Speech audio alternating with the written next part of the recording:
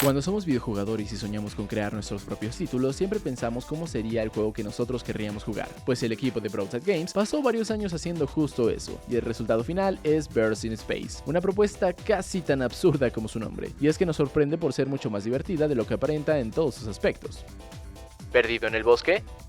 La propuesta general del título es verdaderamente tonta. Durante su estancia en una estación espacial, Maxwell Atoms y su equipo son atacados por un grupo extraterrestre y al escapar mezcla su ADN con el de una osa alienígena. La nave se encuentra severamente dañada, él no sabe qué pasó con sus compañeros, hay que encontrar el camino de regreso a casa y para poder lograr resolver cualquiera de estos problemas tendremos que enfrentar interminables ejércitos de robots que están en contra tuya. ¿Cómo vas a lograrlo? Pues por las malas, al parecer, puesto a que sales armado con garras y dientes para destruir todo lo que te encuentres a tu paso en un título frenético que centra su acción en lo que podría considerarse como un juego clásico de disparos en primera persona. Pero esto es apenas el comienzo. El título ofrece un mundo absurdo, personajes excéntricos, secuencias de plataformas bastante retadoras y conforme avanzas a lo largo de los niveles, de pronto te verás jugando a basquetbol o las escondidillas en secuencias que estoy seguro que ni los desarrolladores tenían planeados cuando comenzaron la producción de Birds in Space.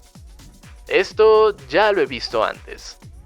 Mientras que el ritmo del juego se acerca mucho a lo que vimos en Doom y Duke Nukem, los personajes y sus motivaciones se acercan a algunos nombres más excéntricos de Borderlands. El punto más interesante del título está en sus armas, los cuales nos recuerdan mucho lo que hemos logrado en la serie de Ratchet & Clank. Cada una de las más de 20 armas disponibles se desarrollan por cuenta en dos evoluciones, ya sea por utilizarla constantemente o al mezclarla con algún objeto en específico haciéndolas más eficientes, mortales y sobre todo entretenidas. Si bien las peleas contra los jefes no son tan memorables como lo aparentan, algo que nos gustó mucho fue el hecho de que un poco de exploración en cada escenario nos lleva a descubrir un nuevo momento cómico, una misión absurda que nos dará como recompensa un easter egg, un coleccionable interesante o nuevas armas como las granadas especiales. El juego es gráficamente atractivo, aunque no explota las capacidades de la PC como cualquier otro juego parecido, así como también el diseño de audio y la banda sonora, los cuales cumplen pero hasta ahí. Eso sí, el humor del juego es lo que te mantendrá atrapado, pues este resulta más gracioso que profundo, yéndose a referencias a otros títulos y a juegos de la vieja escuela, así como lo hace la serie Padre de Familia al hacer referencia a películas y series de televisión. Lo mejor del juego, el modo oso, pero para saber por qué tendrás que jugarlo por tu cuenta.